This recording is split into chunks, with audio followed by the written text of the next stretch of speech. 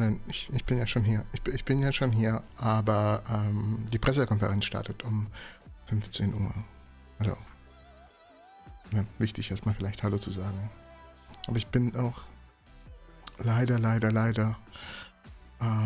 eine halbe Stunde da, weil ich Sachen für meine Arbeit machen muss, die sehr wichtig sind. Und da haben sich leider die Timeslots, also die Zeiten gekreuzt. Das heißt, ich werde nur im Chat sein, da ich an einem Meeting teilnehmen muss. Ich werde mit euch schreiben, ich werde mit euch hier sein, aber ich werde leider nicht zu sehen sein und nicht reden können. Aber, wie gesagt, ich kann euch jetzt mal zeigen, wie das aussehen wird. Wir werden uns dann halt so gemeinsam die Präsentation ansehen. Natürlich dann in Fullscreen, aber jetzt seht ihr hier auch, was ich mir so in meiner Freizeit anschaue. Das ist jetzt aber nicht so schön, wenn ihr sehen könnt, was ich hier sehe. Aber ja.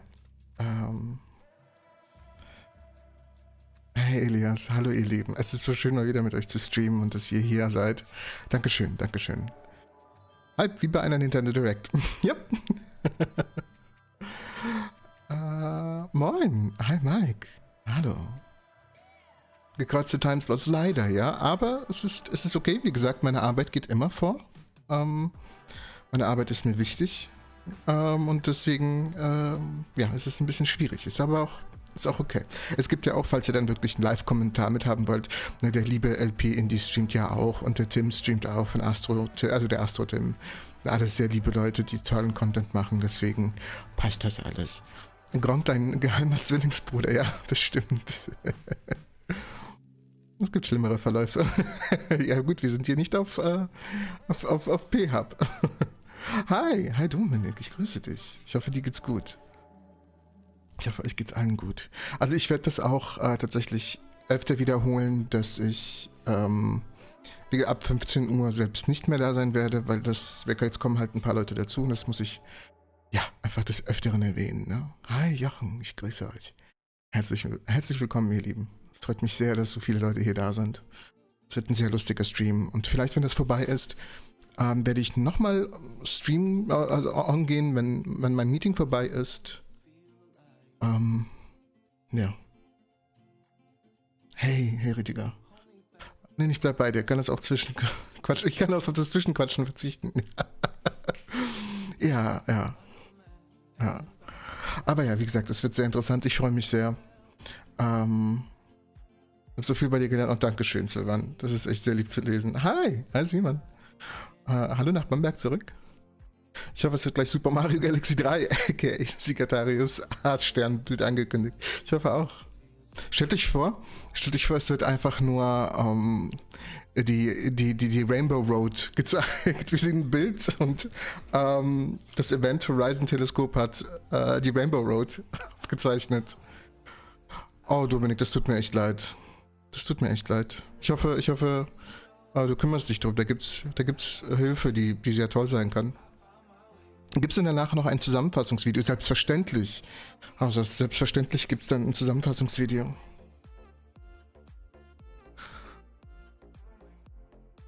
Na, ohne wird es ja gar nicht gehen. Hi, hallo zurück nach Wermelskirchen? Keine Sau weiß, wo das ist. Nee.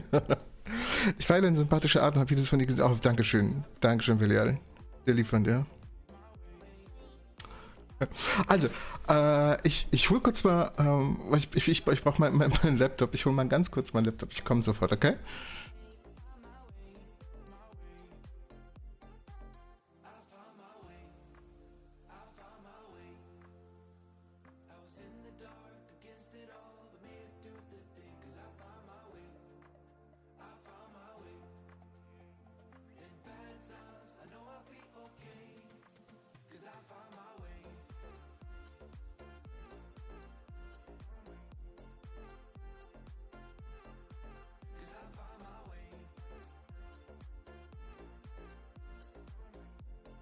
So, da bin ich.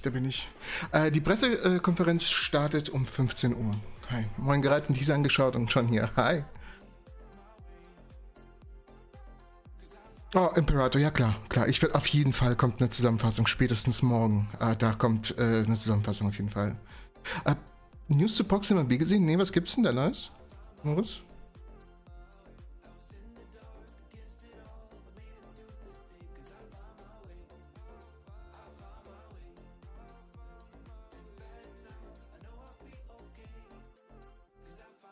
Oh, super, jetzt geht mein Laptop nicht an.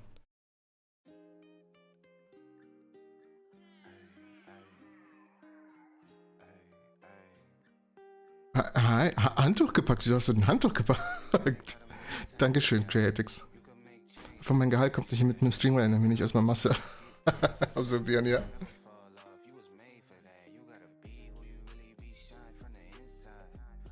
Oh, ich komme sofort, ich muss ja noch ein paar Sachen machen.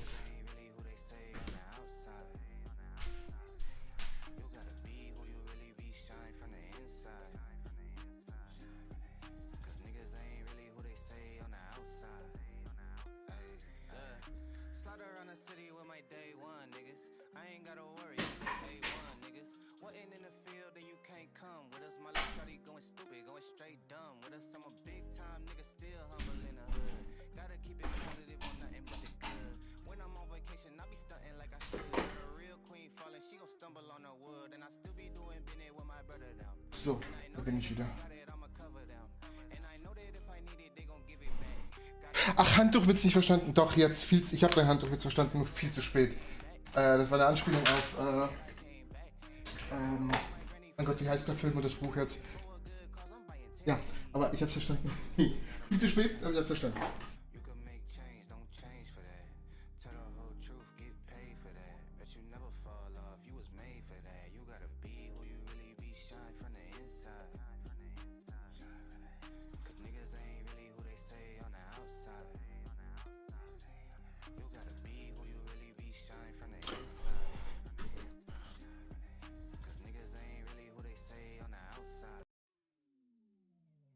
Ja, genau, wegen 42. Behalter durch die Galaxis. Genau. Bin gerade in der Schule. Hey, Elias, du sollst in der Schule aufpassen und nicht in den Stream schauen. Das geht doch nicht.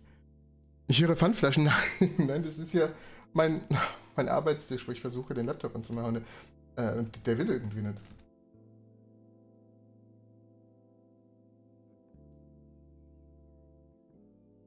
Okay, ich muss hier kurz was googeln.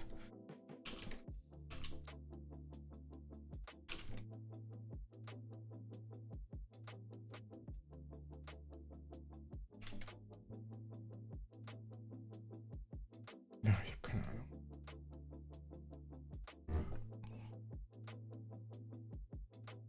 Ich weiß, dass Riddle nicht so seriös ist. Was meinst du? Moos? Riddle hat ein neues Video rausgebracht und ein paar weitere US-YouTuber, nur bin ich der Echtzeit noch nicht sicher. Das denken, es kann nichts momentan geben über die Pressekonferenz, das weiß noch keiner. Und das alles fängt um 15 Uhr an. Komm gerade aus der Schule, hi Timcraft, willkommen.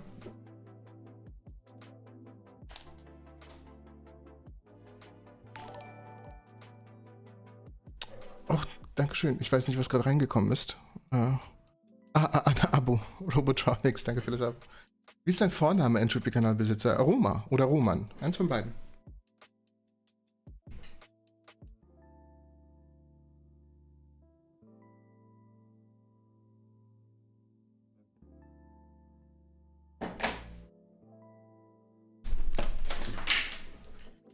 Ich weiß ehrlich gesagt nicht, warum gerade mein Laptop nicht will. Das will einfach nicht angehen.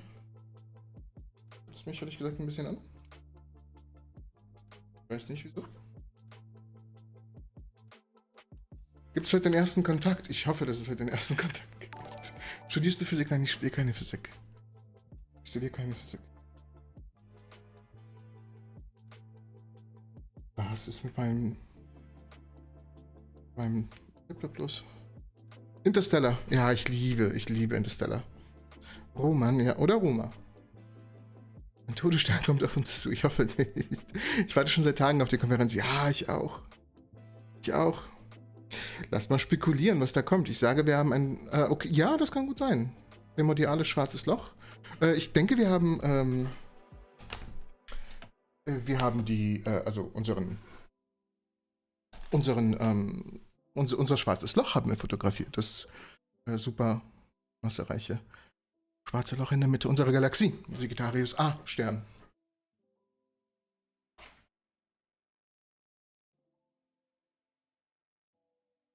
Ich liebe einfach die Physik. Das ist, warum ich das mache. Ich mag es einfach nur. Ich finde das beeindruckend. Ich finde es extrem beeindruckend. Und deswegen mache ich das.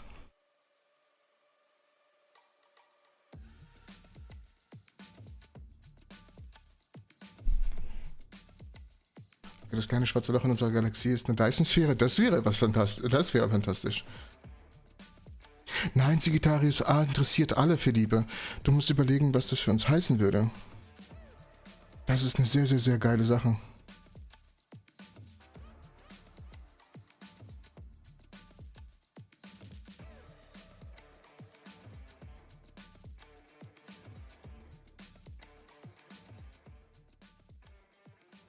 Ein Moment, ich komme sofort.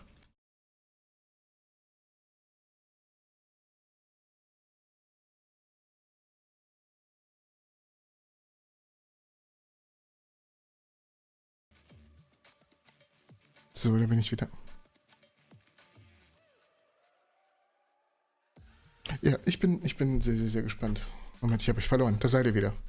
Du klingst ein wenig nervös. Das bin ich auch. Wir haben hier eine ganze Menge zu tun. Wir haben hier eine ganze Menge zu entdecken. Und das ist ein Ereignis in der Geschichte, dass man so, glaube ich habe das, also, ne, das ist was Großes.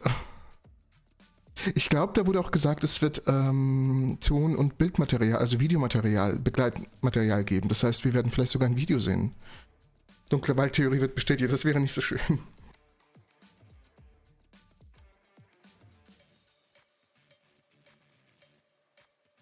Sagittarius A ist das supermassereiche schwarze Loch in der Mitte unserer Galaxie, was unglaublich ist.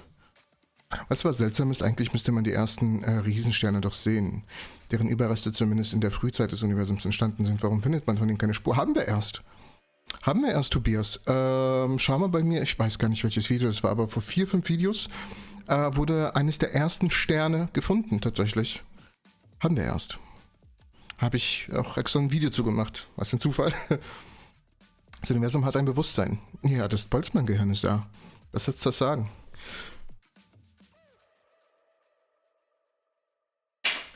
So, jetzt hier funktioniert auch mein Laptop. Was haben wir jetzt hier denn für Musik? Havanna? Nein, ich möchte... Ne, das ist... Moment. Wir haben doch hier irgendwas Spaciges, oder? Space, Playlists, Space Exploration, geht doch. Außerirdische Daumendrück. Das wäre was Schönes. Das würde mich sehr freuen. Und nochmal, es sind jetzt 199 Zuschauer und das freut mich riesig. Vielen, vielen, vielen lieben Dank, dass wir wieder da sind. Aber ganz wichtig, ich werde ab 15 Uhr nicht mehr da sein. Ich werde nur noch im Chat sein. Das heißt, ich werde die Pressekonferenz so live streamen. Ich kann leider nicht live dabei sein. Tut mir echt furchtbar leid. Ich werde vielleicht ab und zu was sagen, aber so an sich dabei sein kann ich nicht, weil ich ein Meeting habe an der Arbeit und das kann ich leider nicht absagen. Tut mir sehr leid. Was ist die dunkle Waldtheorie? Dazu habe ich auch ein Video gemacht, Dark Forest Theory. Das besagt, dass alle Aliens tatsächlich mit Absicht still sind, weil dort irgendwas Gefährliches auf uns wartet und uns vielleicht gefährlich sein könnte. Deswegen sind sie alle still und sagen nichts.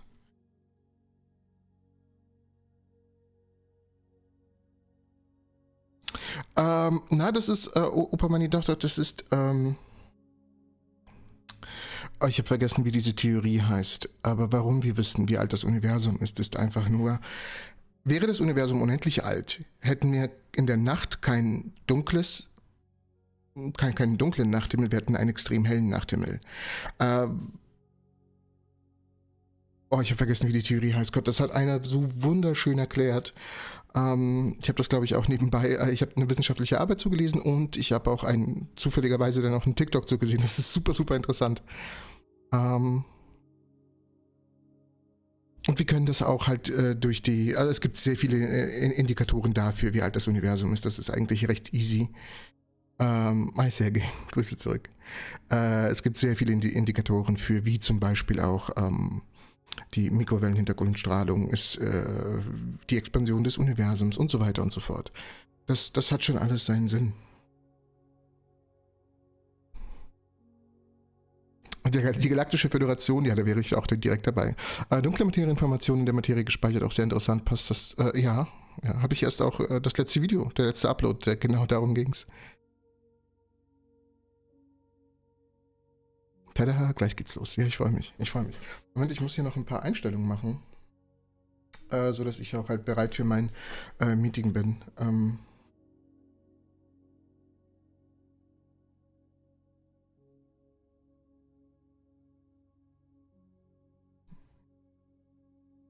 Ich muss mich noch anmelden. Aber so, wieso? Wenn das unendlich alt wäre, hätte die Entropy doch schon längst alle Strukturen zerstört. Genau, und du sagst ja, das würde auch dann dementsprechend nicht viel Sinn machen, aber wir hätten dennoch viel mehr Sterne im Himmel, deswegen wäre alles komplett überleuchtet. Ne? Also wir hatten schon so einige Probleme damit.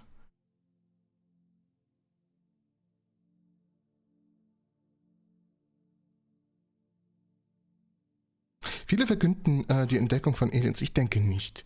Es wäre unglaublich. Also das wäre das Geilste überhaupt. Aber ich glaube, gehört zu haben, dass das Meeting ausfällt. Nein. Das Meeting ist wichtig. Ich muss teilnehmen. Ich bin, ne? Es ist sehr, sehr wichtig. Und deswegen, ja.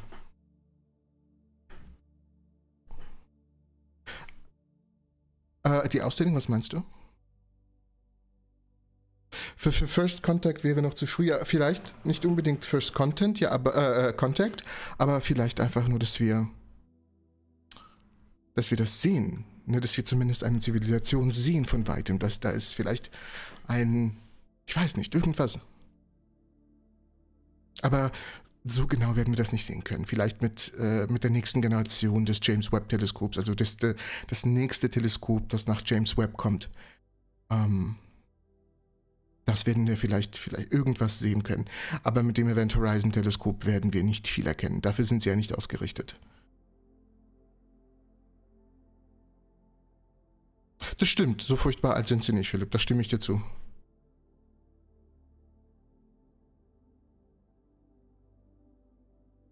Nicht, wenn man von einem kugelförmigen Körper ausgeht. Wenn sie öffentlich machen würden, dass es Aliens gibt, würde es bestimmt Chaos und Panik geben. Aber ich frage mich, warum. Weißt du, wieso würde es denn Chaos geben? Ich würde mich sau freuen, dass da irgendwo Millionen von Lichtjahren oder paar tausende Lichtjahre weg eine Zivilisation gedeiht. Panik würde es nicht geben. Wir können sie eh nicht kontaktieren. Können wir vergessen. Erst in 26.000 Lichtjahren vielleicht. Aber nee, Panik nicht. Es wäre einfach nur cool, wir sind nicht alleine. Punkt. Mehr könnten wir da nicht machen. Die würden erst, wenn die hinschauen würden die erst, ich weiß nicht, die Anfänge der Menschen sehen. Vermute Soundaufnahme von einem schwarzen Loch wird verkündet. Nee, das gab's ja schon. Ich glaube Videoaufnahme eher. Erst vor ein paar Tagen gab es ja die Soundaufnahme eines schwarzen Lochs. Ja, aber Ise, du musst auch bedenken, wie gesagt, das ist auch ein sehr cooles Thema, aber was du noch bedenken musst, ist die Ausdehnung des Universums, sie ist unterschiedlich.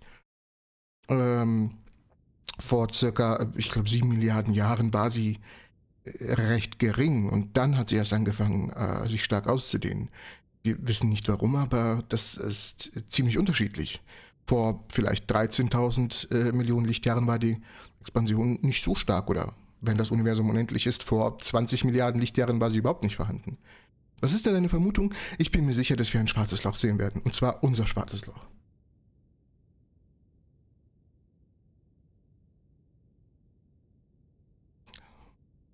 Wenn man mit einem Warp-Antrieb, mein Gott, ja, Warp-Antrieb mit einem schwarzes Loch fliegen würde. Das wissen wir leider nicht. Es wäre interessant, drüber nachzudenken. Wir haben keine Ideen drüber, aber was würde denn passieren? Was könnte denn passieren? Was wird denn hier für Musik wieder gespielt? Vielleicht kommen wir irgendwo raus, wo es sehr interessant ist. Ich weiß es nicht. Oder vielleicht sind wir live, wir sind live. Ich tippe, es geht um die Eröffnung neuer Kontinente bei der ESA. Kantine, okay, Kontinente, neue Kantine. Das ESO ist es. Das ist nicht die ESA, das ist die ESO, aber ja, ich würde zustimmen. Wäre auch extrem spannend.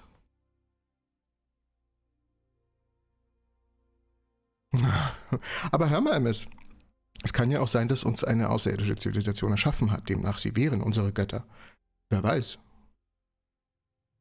Ein riesiger Flatscreen, auf dem vorne abläuft. Ja, die Warpblase wird platzen. Könnten dunkle Photonen eigentlich die dunkle Materie sein? Was sind denn dunkle Photonen, Tobias? Wie äußern sie sich physikalisch? Also, wie würden sie sich da äußern?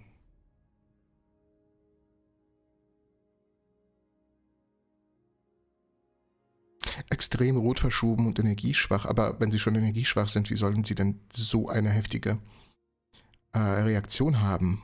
Ja, vielleicht, also eigentlich wirklich eine gute Idee. Ist sie wirklich eine Scheibe? Ich denke nicht. Ja, Good Rage. Ich hoffe.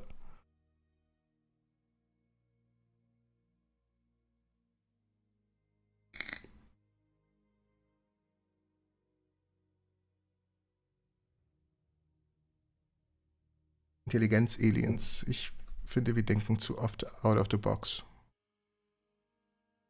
Frank Herbert hat in seinem Roman Der letzte Caliban Sonnen als Erscheinung von Entitäten in unserem Universum genutzt. Was? Okay. Sonnen als Erscheinung, wie ist denn das gemeint? Von welchen Entitäten? Also von Aliens oder wie? Dass sie so eine Art Engel wären? Meine zweite Hoffnung wäre, dass jetzt die Weltformel ans Licht kommt. Falls das zutrifft, 0 mal unendlich gleich... wäre nicht die ersten. Weißt du was, First Contact? Ich glaube, das ist die korrekte Weltformel. Ich bin voll dabei dir. Gehen wir einmal zu sehr weit entfernten Objekten. Müssten die in alle Raumrichtungen folgende Expansion des Universums nicht dazu führen, dass auch die Winkelgröße der Objekte steigt? Wie meinst du das, Norbert? Vielleicht haben sie die Quelle des Wow-Signals gefunden. Ich glaube, das war ja ein Pulsar, oder? Ich meine, Energie kann nicht verloren gehen. Wir haben bis heute Energie aus dem Urknall in Form der Hintergrundstrahlung. Das stimmt, Energie kann nicht verloren gehen, Tobias. Wie gesagt, es ist ein sehr... ich lese auch gerade, weil ihre Zahl so extrem hoch ist. Da hast du nicht Unrecht. Also es wäre eine interessante Theorie. So, okay. Ich werde mal kurz... eine Sekunde, ich komme gleich wieder.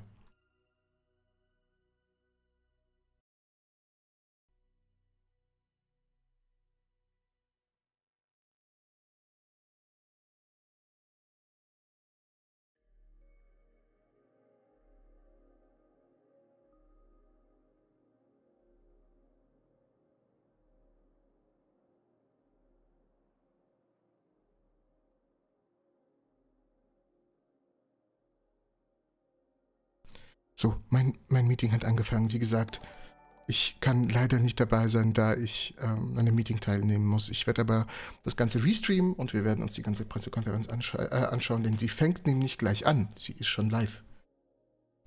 Wir laden kurz mal neu, gucken, dass wir auch im Live-Bild sind. Das sind wir auch. Wir switchen zu Talk. Schauen uns das jetzt mal an. In 5 Minuten geht's los. Ich freue mich sehr. Ich freue mich auch mit euch zu chatten, mit euch zu schreiben. Das wird geil. Ich klinge mich ab und zu ein, aber ansonsten bin ich, wie gesagt, im Arbeitsmeeting. Viel Spaß.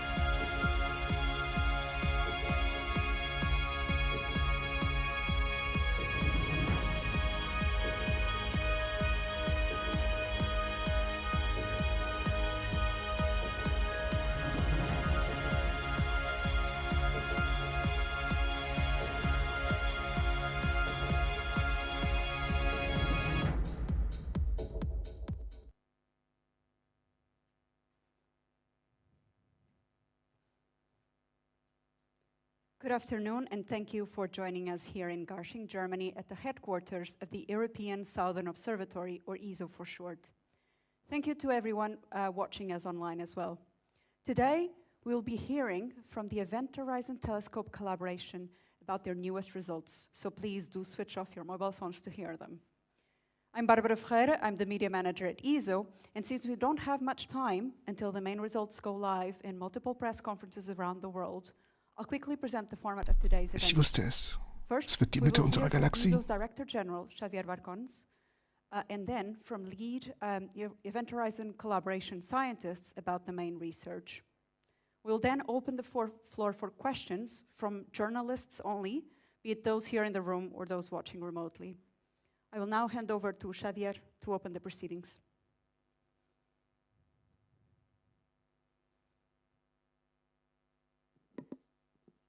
Hello, thank you. Good afternoon. Warm welcome to ESO to everyone. It's a really great pleasure to be here today, hosting the members of the Event Horizon Telescope collaboration as they prepare to announce their most anticipated results following the unveiling of the first image of a black hole back in 2019. Today, we're going to see something really new, exciting, extraordinary at the center of our galaxy for the first time. We've been so close to it many times before. ESO facilities like the Very Large Telescope and the VLT Interferometer, in addition to the Keck telescopes in the US, have observed stars moving around the compact invisible object at the heart of the Milky Way.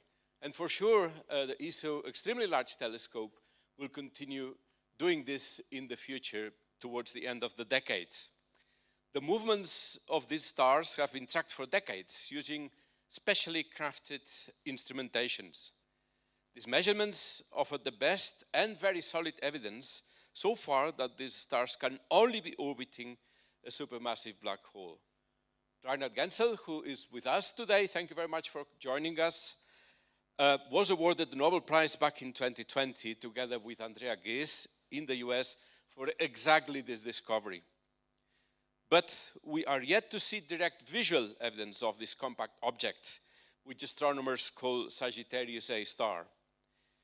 This extraordinary result would not have been possible to achieve by one single facility or even by the national astronomical community of a single country. It took 8 radio observatories around the world, and that network has already expanded to 11 today. Many built, funded, operated, and supported through international organizations across many countries around the world. Among those, ALMA and APEX in the Atacama Desert of Chile, which are co-owned and co-operated by ESO, as well as European facilities like the IRAM 30-meter telescope in Pico Veleta and the NOEMA array in the French Alps. It also involved an international team of about 300 scientists, plus many others supporting them, like engineers and many more people. And altogether it shows what we can achieve. Jetzt wird halt nur mal kurz erklärt, ne, was für Teleskope hier verwendet wurden, wie viele Teams und was für Teams daran gearbeitet haben. Und dann kommen wir auch irgendwann zu der Ankündigung und nicht zu der Ankündigung, wir wissen jetzt, um was es geht, aber zu dem eigentlichen Material. Ne, nur mal kurzes Update von mir.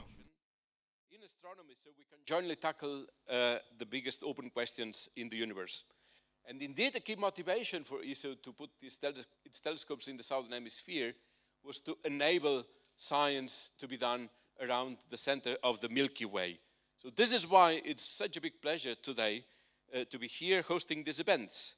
Together with me, I have 2 of the leading figures of the collaboration, the EHT project director, Joop van Lankevelde, chief scientist at JIVE and also professor at Leiden University, and the founding chair of the EHT board, Anton Zensus, director of the Max Planck Institute for Radio Astronomy in Bonn. Anton will later be telling us about the European facilities involved in the EHT, and now Joop will now present the main result. So over to you, Joop. Thank you very much.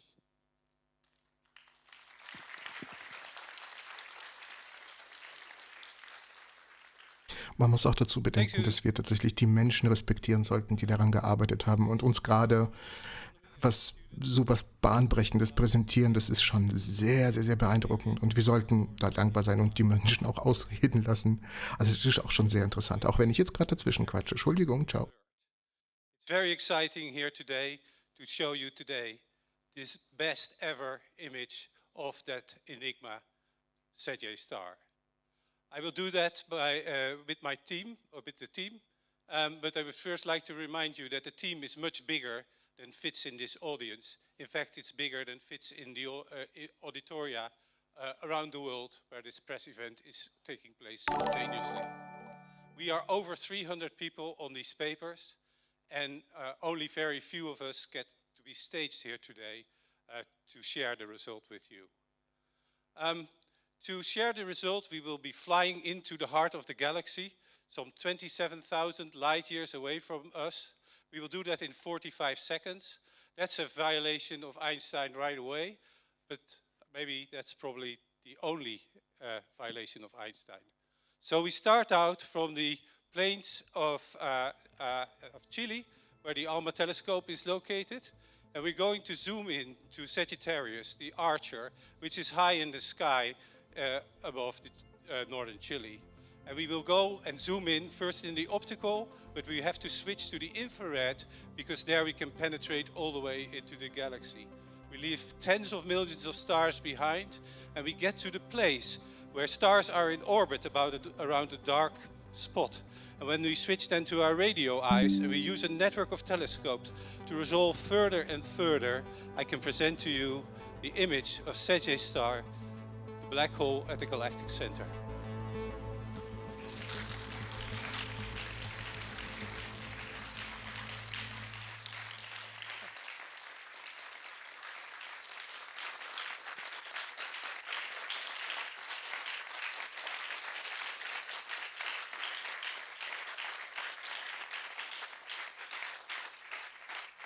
I will now introduce my team in reverse order here on stage, because that went really fast. Christian Fromm is from Frankfurt and Würzburg University. Maria Felicia de Laurentiis is from the University of Napoli and the Italian Nuclear Research Facility. José Luis Gomez is from the Instituto de Astrofísica de Andalucía in Granada. Thomas Kriegbaum is from the MPI in Bonn, but to lead on explaining what we have seen and what it all means, Sarah Issaoun is from Harvard and Smithsonian and Radboud University.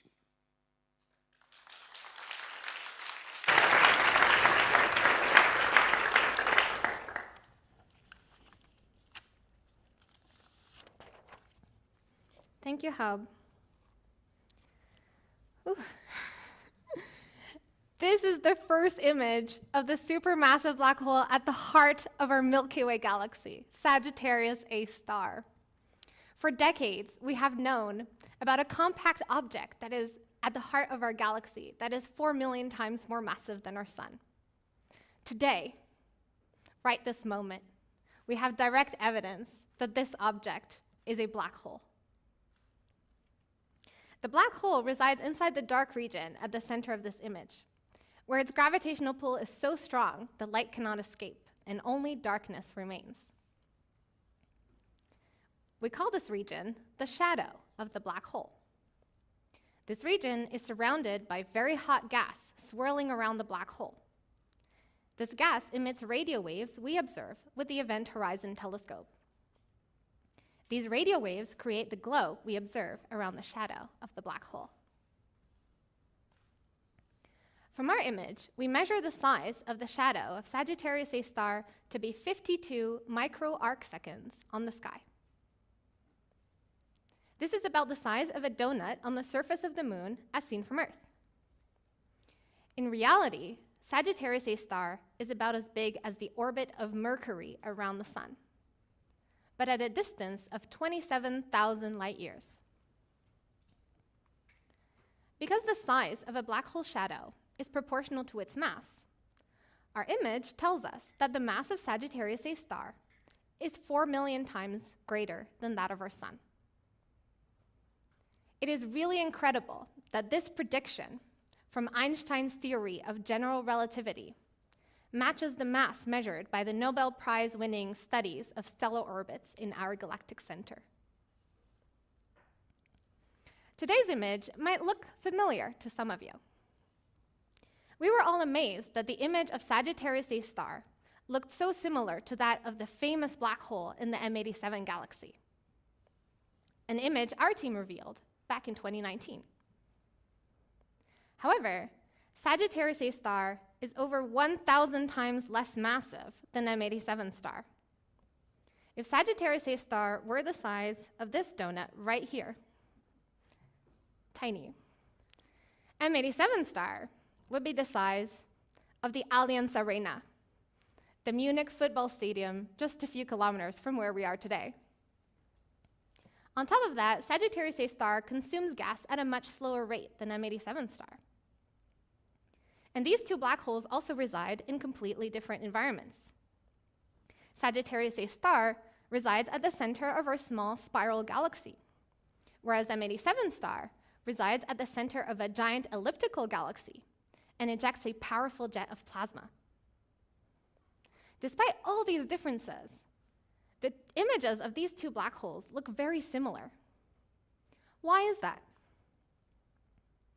This similarity reveals to us a key aspect of black holes. No matter their size or the environment they live in, once you arrive at the edge of a black hole, gravity takes over. The journey to the edge of Sagittarius A star spanned decades of technical and scientific developments, and I will pass it on to my colleague Thomas to tell you all about our adventure. Thank you very much.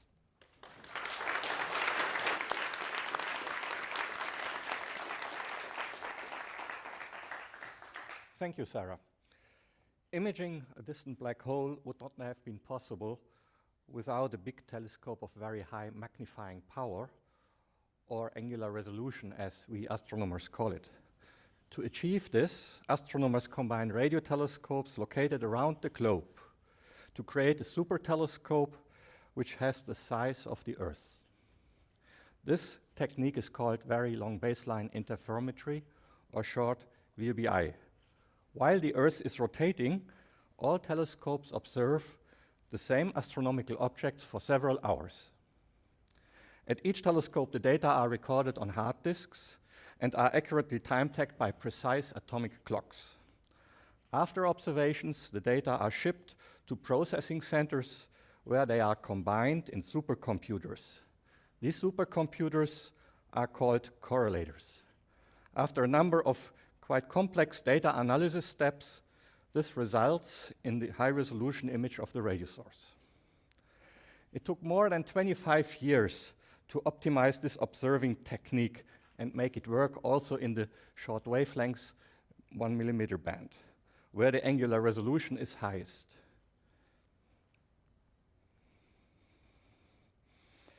It required the development of quite complex and very technically challenging techniques and data acquisitions so that the wider observing bandwidth could be used to achieve this better sensitivity. This sensitivity is really needed for the accurate imaging of the faint event horizon scale structures which we are now seeing in Sagittarius A star.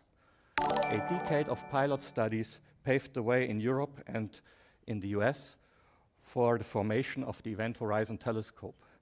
The EHT is a VLBI network of telescopes which combines radio waves at 1.3 millimeter wavelengths. This wavelength is short enough to see the swirling matter around the black hole. During the Sagittarius observations in 2017, the EHT combined 8 telescopes. Since then, the network has already grown to 11 nowadays. The radio telescopes of the EHT are located at particularly high sites to minimize the influence of the atmosphere and the water vapor on the observations. Examples are the ALMA and APEX telescope in the dry Atacama Desert in Chile, the IRAM 30-meter telescope in the Sierra Nevada close to Granada in Spain, and the NOEMA interferometer in the French Alps. With this, the EHT achieves an angular resolution which is sufficient for the imaging of such distant black holes, and Das stimmt schon, aber also es bedeutet auch, also ich habe gerade einen Kommentar gelesen, tatsächlich bedeutet das für mich, dass sie ein Teleskop gut ausgerichtet haben. Ja, aber nicht nur das, sondern was das für die Menschheit bedeutet, dass wir schon in der kürzesten Zeit, ich glaube innerhalb von 4 Jahren, ein zweites Bild eines schwarzen Lochs gemacht haben. Und vor allem, was noch viel beeindruckender ist, es liegt genau in der Mitte unserer Galaxie, die von unglaublich viel Staub umgeben ist. Dass wir solche Sensoren und solche Detektoren haben, ist extrem beeindruckend und da musste gerade die ganze Menschheit zusammenarbeiten, um das zu bewältigen, was unglaublich beeindruckend ist. Wie gesagt, das ist gerade ein Stückchen Geschichte.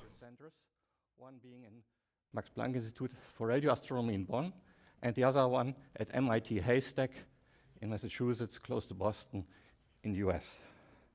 The amount of processed data is really very, very huge.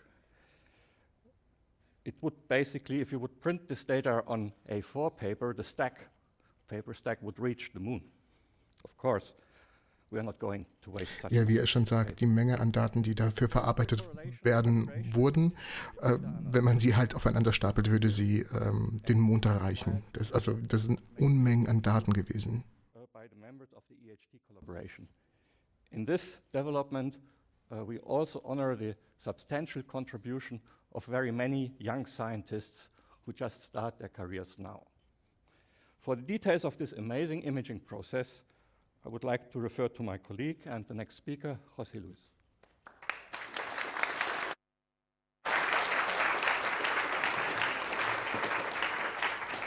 Thank you, Thomas. Thank you very much.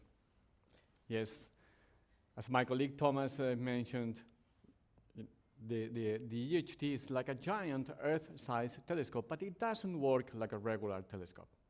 Instead, the radio telescopes of the EHT work in pairs, with each pair collecting the information required to obtain an image.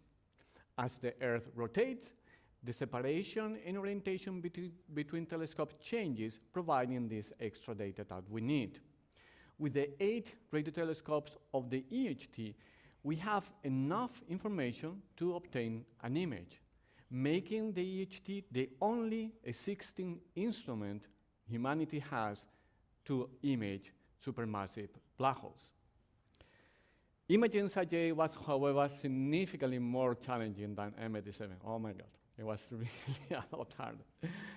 Our line of sight to the galactic center is obscured by matter, which scatters radio waves coming from the region around the black hole.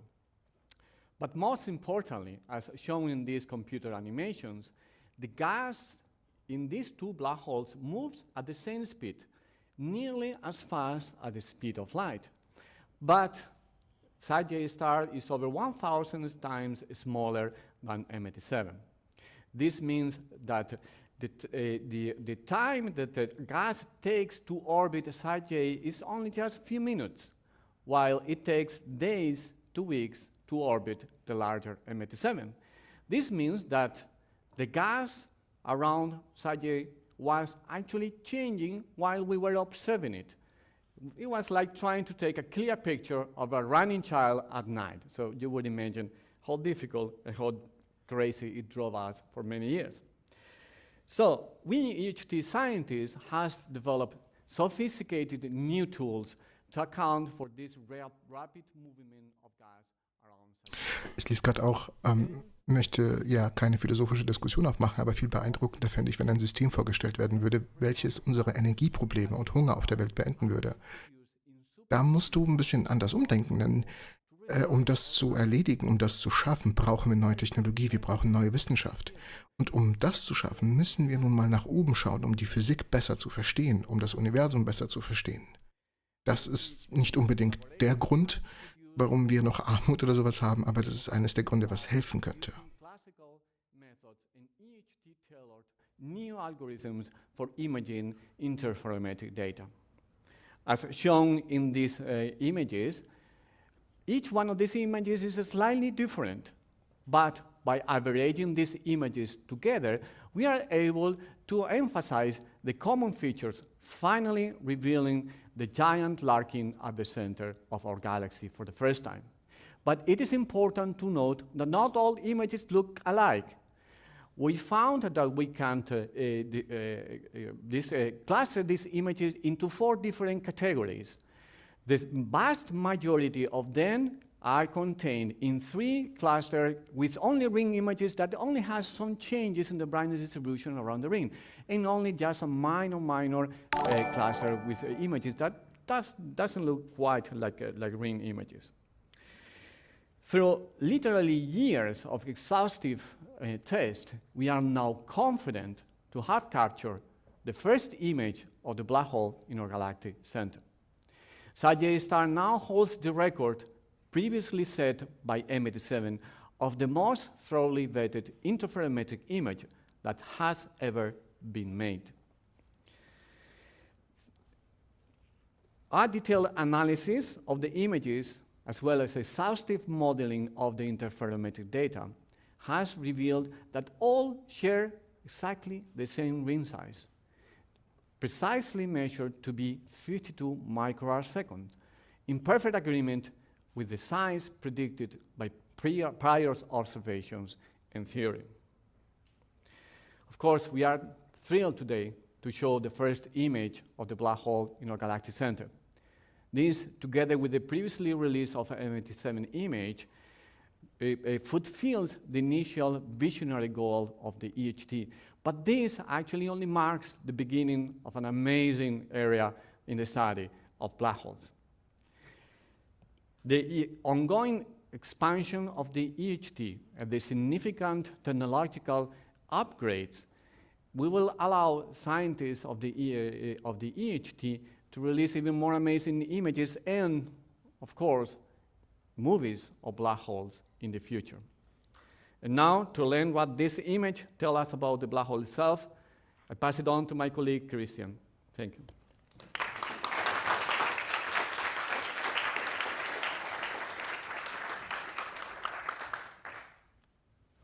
Thank you, Jose. To interpret the image and to learn more about black holes, we performed detailed models how the gas and the light behaves in the direct vicinity of black holes. Our models have 4 ingredients: the black hole, magnetic fields, gas circulating the black hole, and the light emitted by the gas, which is finally collected by the telescopes of the EHT. Astrophysical black holes can be fully described by their mass and their rotation. Black holes can spin either in the same direction as the gas or in the opposite direction. For the model or for the image and the source in the galactic center, we know the mass estimate very good from stars orbiting it. However, the spin of the black hole in the galactic center is rather unknown. In our models, we let mass and matter fall towards the black hole, and this matter forms a disk around it. The gas in the disk is circulating the black hole and heats up. While the gas is heating up, it starts glowing. So thus, in the EHT image, we see the glow of the infalling and outfalling material. Similar to the black hole spin, we don't know exactly what is the orientation of the black hole towards the Earth. And changes in the orientation lead to different image structure and different positions of the bright spot around the ring. Therefore, our modeling needs to cover a large range of possible spins and inclinations.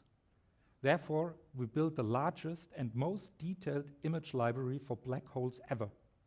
For this purpose, we use supercomputers around the globe, spending billions of CPU hours creating petabytes of data.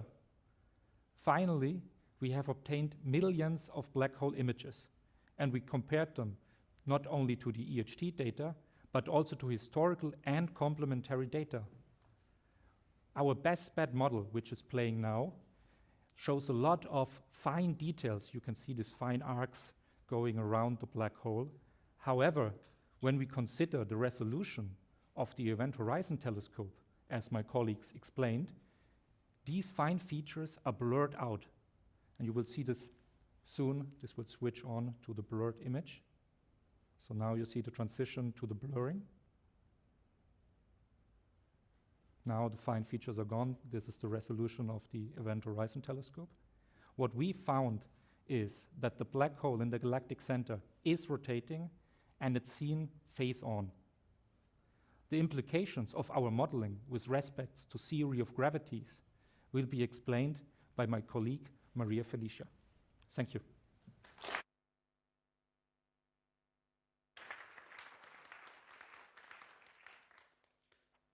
Thank you, Christian. As our nearest supermassive black hole, Sagittarius can be studied in ways that are not possible for other sources, making it. Wir dürfen hier auch nicht vergessen, dass wir etwas fotografiert haben, was komplett unsichtbar ist und nur von Licht in der Umgebung irgendwie sichtbar gemacht wird, was unglaublich ist. That Sagittarius supermassive black hole is described by Einstein theory and quantify possible deviation. Our finding from this new measurement of Sagittarius provide further evidence that astrophysical supermassive black holes, independent of their mass, are described by solution of Einstein theory. For Sagittarius, as we found for M87, the infrared size of the black hole shadow is consistent with the prediction of general relativity within the 10%. This consistency is in spite of the fact that Sagittarius and M87 are feeding on matter at dramatically different rates, with Sagittarius accreting 1 million times less matter. So our conclusion indicate that Einstein theory is still holding strong. And in addition of what was observed for M87, now we have the most compelling evidence to date that the supermassive compact object at the center of our galaxy is a black hole, and that it is in all likelihood described by Einstein theory. We know black hole, and in particular the vicinity of the event horizon, are becoming an observational test bed for gravitational physics. This environment offers us the unique opportunity to determine where and how Einstein theory breaks down. And if it does, of course, will transform our understanding of gravity and the property of space and time. We know very well that the idea of testing Einstein theory using our galactic center black hole is not new. But the result we have shared today represent an important step forward. So I'm delighted to be able to say that we have finally imaged the supermassive black hole at the heart of our galaxy. These measurements have opened a new window onto studying black hole and their central role in our universe. The years ahead, of course, will transform our understanding of black hole and the fundamental nature of gravity. So stay tuned, because the best is yet to come. Now, I will hand over to my colleague Anton, who will give the closing remark. Thank you.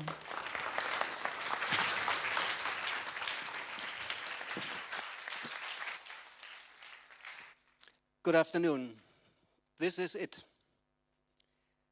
This is it is a huge moment for everyone in the Event Horizon Telescope collaboration. It's the next level. And I'm proud of everyone, of our entire worldwide team. They have worked so hard for this latest breakthrough. You are the first to see our image of the black hole in the center of our galaxy, as close as it gets. Imagine this. We have combined the world's greatest radio telescopes into one Earth-sized camera. To be honest, after doing this for 40 years, I'm still astonished each time we pull this off. Let's shine a spotlight on the European facilities within the EHT, and we begin with the ALMA Observatory. The Atacama Large Millimeter Array at 5,000 meters altitude in the Chilean desert. This was our game changer. Its sensitivity, because of its huge collecting area, was the difference in measuring the weakest signals. And the 30-meter antenna in Spain of IRAM, this has been our flagship for over 2 decades. It is essential for making the sharpest image. The APEX, the Atacama Pathfinder experiment in Chile, near Alma, is invaluable for precisely calibrating our signals. And the NOEMA, the Northern Extended Millimeter Array in the French Alps, with this huge collecting area and super sensitive receivers, has given a further boost to the EHT. And a supercomputer, our correlator, is a hub for the processing of the enormous data sets that are required to then extract our images. These facilities, which include the 3 largest antennas within the EHT and the support from our funders, and yes, that's us, the taxpayers, are a sustainable foundation for the continued success of the EHT. And we acknowledge the support of the national funding agencies, of the European Research Council, and of the Commission. Now that said, in its DNA and by our design, the EHT is a truly global enterprise. Well over 300 scientists from over 20 countries, and add to that telescope designers, builders, engineers, technicians, and staff. Their contributions are what the scientific collaboration depends on. In 2019, a little over a century after Albert Einstein revealed his theory of relativity, and after decades of pioneering preparatory work, we presented the first image of a supermassive black hole in the center of the galaxy M87. Nobel Prize-winning measurements by Andrea Ghez and Reinhard Genzel, and we're so happy, Reinhard, that you're with us.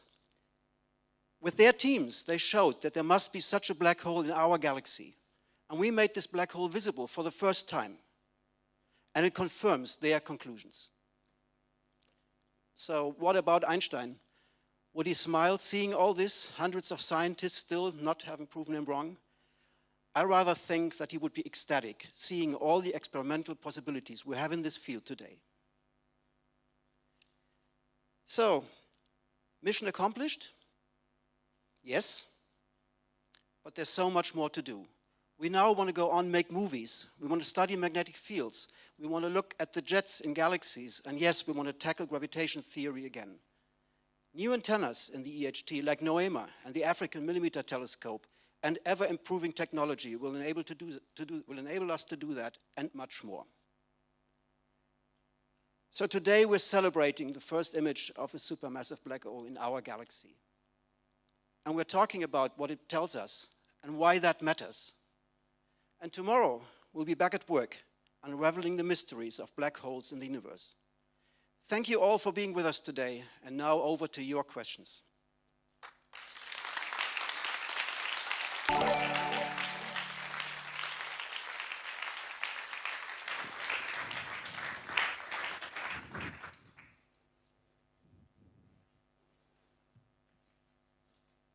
Thank you to our speakers for sharing this remarkable result with us.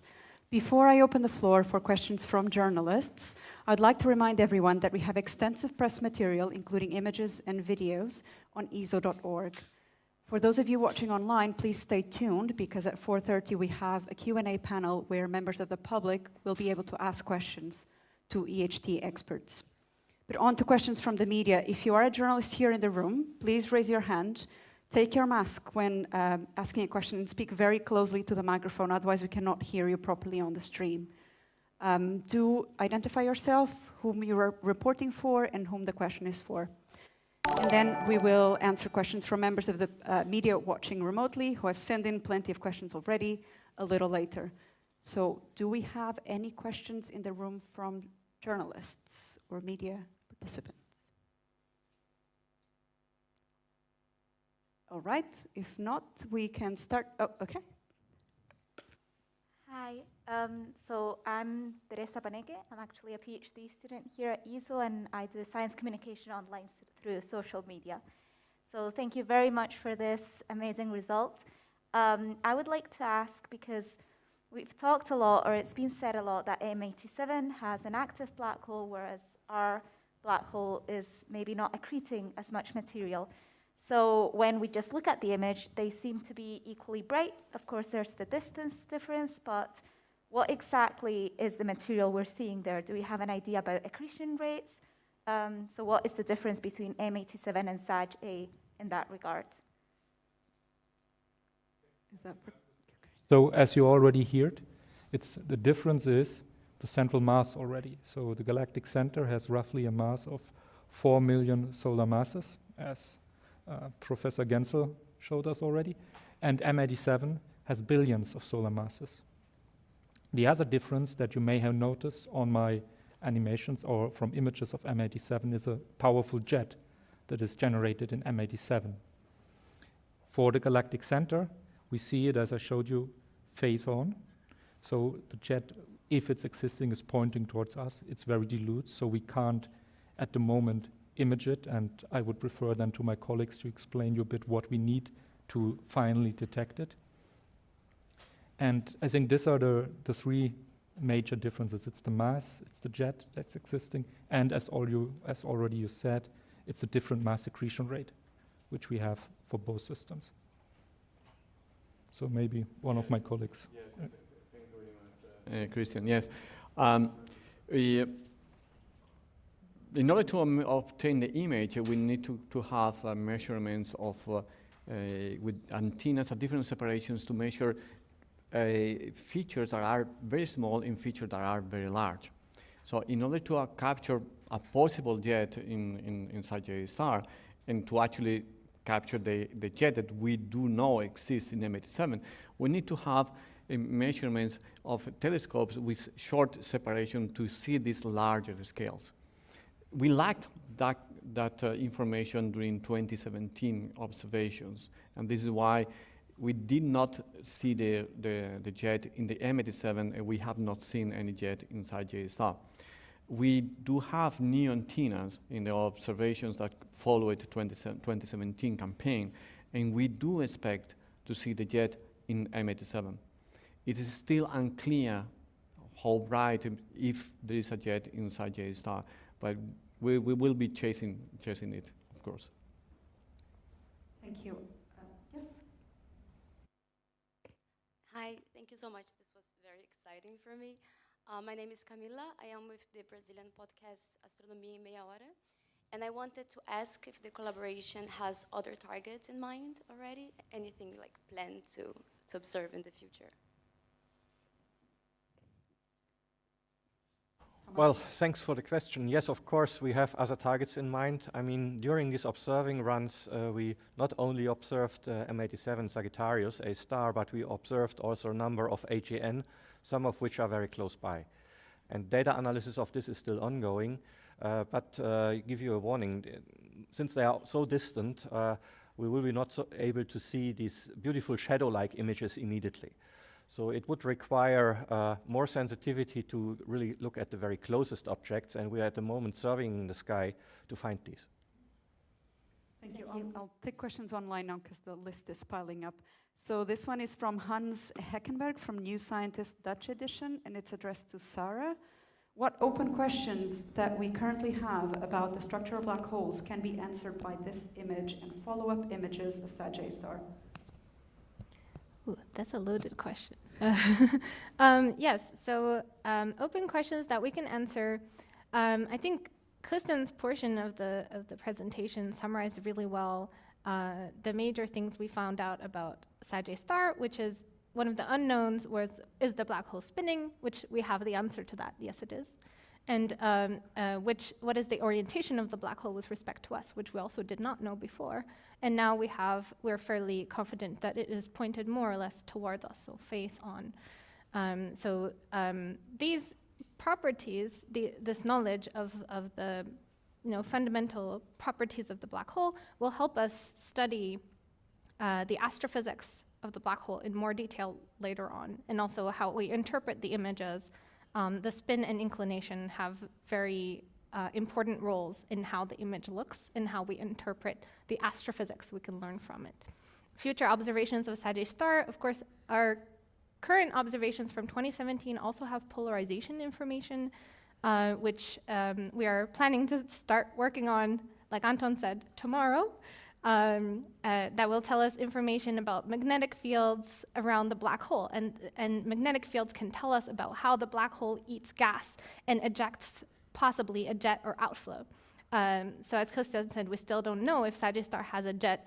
Some of the models seem to hint towards that direction, but magnetic fields, learning their configuration, how they look around the ring of Sagittarius, will help us answer these questions very soon. Thank you. Okay, I'll continue with the online questions. So we have from David Castelvecchi reporting for Nature. This is addressed to any of you. How does the measured angular size compare with the mass of 4.15 million solar masses measured by Genzel's group? Would like to take that one? Maria Felice? Was very important to have their measurement, their astrometric measurement to us, because what we found that the size of our ring of the shadow is consistent with that mass. As Sarah said before, that the size is proportional to the mass and to the distance. For us was important this, and okay, thank you. All right, we'll continue with the online questions. So from Sanja Fenkart, reporting for Wolfgang magazine in Vienna, also addressed to any of you. What are the difficulties when observing and analyzing Sagittarius A star? Maybe more for José. Very happy to answer this. Well, many. I mean, oh my God, where do I start? I mean, the most difficult part of Sag is that it's a very small black hole as compared with M87, 1,000 times smaller than this. And then we had to try to find a way in which we can overcome these extreme changes in the emission that we were observing, as we were explaining before. In order to capture an image of the black hole, we need to take a very long exposure snapshot. We are observing these sources for 8 to 10 hours. And the basic principle of the technique that we are using is that during those 10 to 8 hours, your object is not changing. And this is exactly what refuses to do Sagittarius. So in order to that, we have created these new tools that allow us to get a little bit blurry image, adding a little bit of extra noise to compensate this variability, so that even though the image may be a little bit blurred than the image that we got from M87, we do capture the main features, the most salient nature of the black hole. And this is the ring structure and all these images that we were showing before. They all share the same ring size. What we were not able to capture is what is, the brightest emission around the ring. And this is because it's changing. So we are getting these different images, all consistent with a ring, 52 microseconds, but the emission around the ring changes when we make slight changes in the way we make the images. Like we change a little bit the lens, or we change a little bit the filter, and then the image looks a little bit different. But the main image is there. And all this analysis is what took us more than 2 years, from 300 people in the collaboration, from doing the imaging, from doing the analysis, and etc. Thank you. Okay, I don't see any hands up here, so I'll continue with the online questions. We have one from Filip Ogorzelski from TVP Nauka. This is addressed to any of you again. How much matter is being absorbed by the black hole in the center of the Milky Way? Christian? I'm not exactly sure what he means by absorbed, but the accretion rate. Yeah. So actually, these black holes in the galactic center is secreting very, very less matter. They are basically, this black hole is basically starving. The accretion rate is extremely low, and yeah, the accretion rate is extremely low. Maybe Sarah. Thank you for that. We calculated this for a fun EHT Twitter poll that we had. So if you were to have the same diet as Sagittarius A star scaled to your mass, You would eat 1 grain of rice every million years. I would not want that diet. No. All right. We have a question from Antonio Pires, reporting for astronomia.com. How much did the telescopes that recently joined the HT collaboration improve the results from the previous observations in terms of resolution and sensitivity? Will we be able to increase the apparent aperture by using space telescopes in the foreseeable future? This be perhaps for Thomas? Well, first, of course, this image which we created now has the same configuration. So the 2017 data of M87 and Sagittarius A star based on the same telescope configuration. In 2018 and following observations, we have added more telescopes. Now we have 11 telescopes, so we fill the UV plane much better. That means we can much better make a synthetic telescope, and the participation of NOEMA and also of Kitt Peak, for example, provided additional baseline sensitivity. We also expanded the recording rates and doubled the observing bandwidths. So all this lets us hope that in 2022, where we just observed the source again.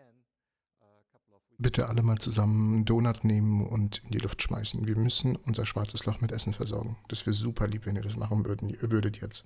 Nehmt irgendwas was zu essen und schmeißt es in Richtung des schwarzen Lochs. And I think Christian would probably be able to answer that one.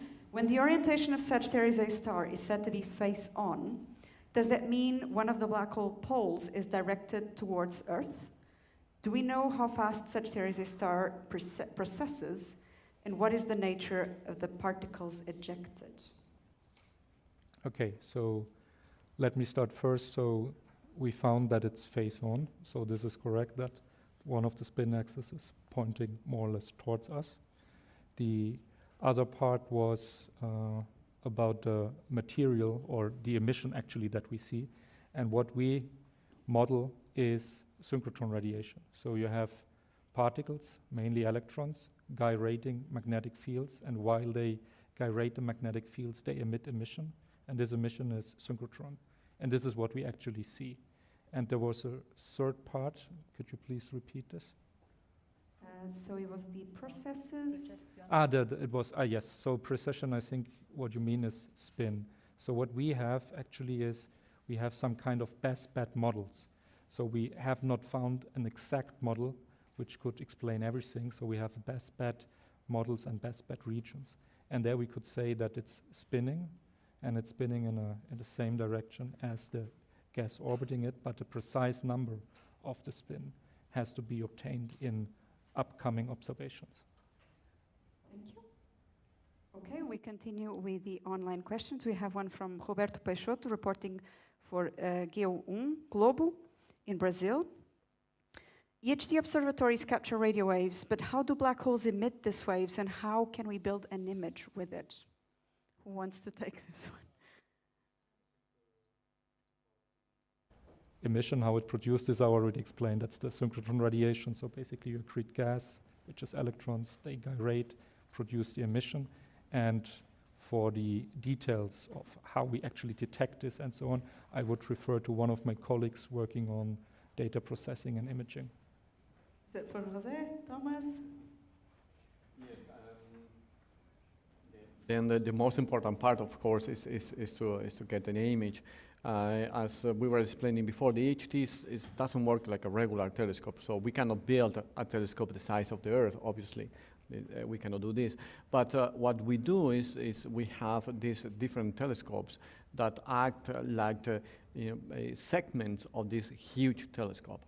And then we collect the signal from all of them and create, synthesize the virtual telescope on a computer.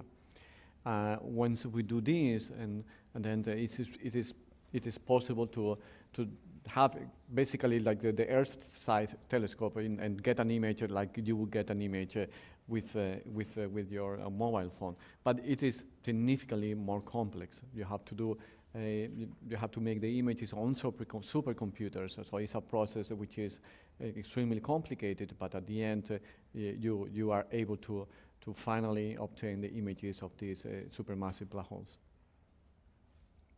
Okay, thank you. Another question online is from Doris Gotia, reporting for Inverse. How did you feel when you saw this new result? What was the big reason that you felt excited enough with your finding to share it with the world? Who wants to take this one? Sarah? So I did my PhD research on Sagittarius A star, trying to chase down this jet that is maybe real, maybe a myth. And so I was working on images of Sagittarius star at a lower frequency than EHT, so images that aren't quite at high enough frequency to be able to peer through all the gas and see the shadow.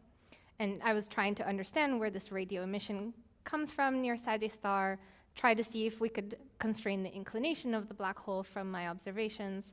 And until today, I was also the record holder for the best image of Sagittarius star.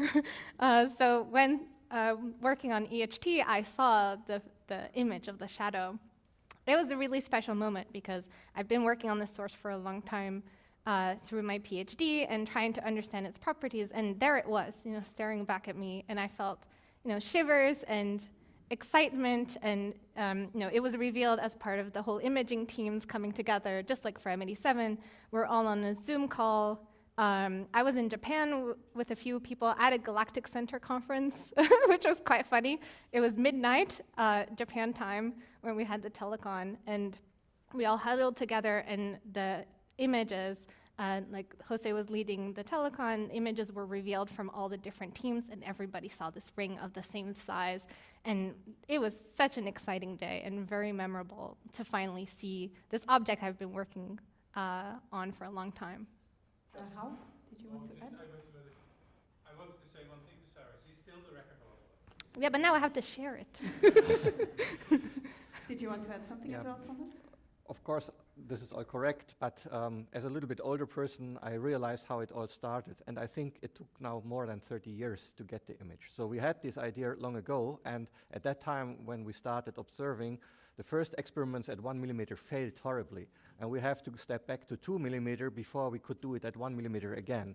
And I saw that over the years, the techniques have improved so much. That's really a very, very good feeling to see now that it has worked and that we are now finally able to show that image. That's great. I'm also very glad that you are able to share it. Okay, one more question online. It comes from Diego Garcia, reporting for Canal Sur TV. This is addressed to José because he wants you to answer in Spanish, but someone else could answer in English as well, I suppose. During this process, what have you discovered at a scientific level about Sagittarius A star that was not known before? And then there's a second part to that question. What are the biggest differences between this image and the one of the black hole in M87? Okay, thank you very much, Diego. I probably should answer this in English for the whole community. Thanks again for your question. Yes, I think the most important thing we have learned is that first we have the visual confirmation of the black hole that was predicted a long time ago. As my colleague Christian mentioned and Maria Felicia, now we have a constraint about how fast this black hole rotates. And this is very important because we think that the rotation of the black holes provides the energy that powers this huge jet that we see like in M87. And the second part of the question was probably... So there was one about the differences, and yeah. My colleagues moved the question already. So all right, okay, it's fine. If they can fetch it. Sure, no, it's fine. Okay. Fine. Sorry, I forgot. It's important also because we, for the second time, we were so close to the event horizon, and then we were able to test gravity at a different regime, at different scale, and we were surprised also that general relativity is still holding, it's incredible. So I have the question back, and it was two parts. What have you discovered about Sagittarius A star that wasn't known before, and the differences between the images in M87? Yes. Well, the images are surprisingly similar. I mean, as we were discussing, these two black holes they both live in completely different environments. Yet, at the end, the image is just mainly made out of the gravitational pull, as Sarah was mentioning. So, in that sense, this confirms one of the most important predictions from general relativity, which is that these are the most amazing, extravagant objects in the universe, yet the simplest. They are just as simple as a a sphere or a circle in our images. Thomas? Well, also with regard to the published results from gravity, I think there's a major difference. M87 is far away and it's much bigger, so it varies much slower. But in Sagittarius A star, we really can see the variations. I mean, we see basically bright features moving around. Although we are not able really to trace their motion exactly, we have published in our papers some models which explain this motion already. And I think the next step would be to parameterize the motion so that one can do more science out of it. Thank you. Okay, I will continue with the online questions. We have one from Alejandra Lopez reporting for El Tiempo in Colombia. This is to any of you. So she asks, perhaps Christian, what is the orientation of the rotation of this black hole with respect to the plane of the galaxy? Do we have an answer to that? So what I mentioned is we see it face on, and according to our models and this bad region, the rotation is in the same direction as the gas. And please, all my colleagues, correct me. It's in a counterclockwise way when you look on it. When you look the images, it's turning counterclockwise. At least in the simulations. So the simulations, you see that it's turning in a counterclockwise way. Okay. We have time for one more question. I'll give priority to journalists here in the room. If not, I'll continue with the online questions. An alle, die jetzt gehen, vielen lieben Dank, dass ihr da wart. From Tushnet Physics World. Dankeschön, dass ihr Do you have zugeschaut any habt. ideas on why there is such mass difference between Sagittarius A star and M87 when they are both supermassive black holes? Who wants to take this one? How? Am I on? So that's most likely to do with the evolution of the galaxies in which they are found. M87 is a very giant elliptical galaxy, and it's probably the result of merging many galaxies with many black holes together, while our galaxy has been going through much less evolution. Okay, thank you. All right, I will stop now because we are almost at the hour. Ja, genau, sie dreht sich gegen den Uhrzeigersinn. Das schwarze Loch dreht sich gegen den Uhrzeigersinn. Also for those watching remotely. Journalists are now welcome to approach our panelists and other experts in the room. So EHT experts have a badge with an orange color in it. And then there are also other experts who are not... Stimmt. Aus der Perspektive und in der Simulation. ...the research who have a badge with a green color. And we have interview areas available here and up there, and you can approach myself or one of my colleagues to be guided to them. For members of the public watching remotely, do stay tuned, because we have a YouTube Q&A coming up at 4:30. And then, before that, we'll actually have a special musical performance. Es sind nicht nur Planeten, es sind Q&A session. Donuts. Do go to @ESO on Twitter to find out more about it. Thank you all very much, and thank you. Okay, ich denke, da können wir aber auch unseren Stream jetzt dabei belassen, dass wir ich glaube, das ist jetzt ganz gut hier zusammengefasst worden. Ich werde jetzt mich erstmal, ich habe noch ein bisschen was zu tun, aber ich werde mich dann an das Video setzen und euch halt, was geht weiter? Ich würde gerne nur wissen, wie man, weil man kann ja jetzt mittlerweile hier hosten, oder? Ich würde gerne wissen, wie das funktioniert.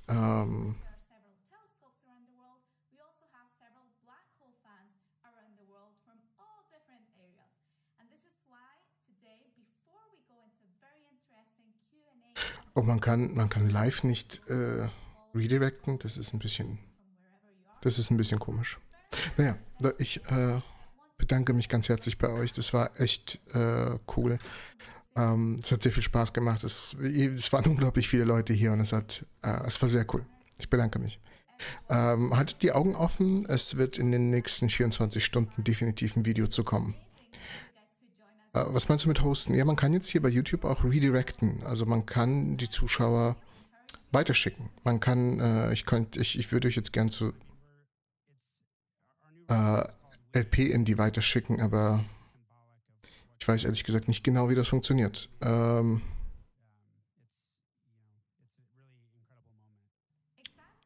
ja.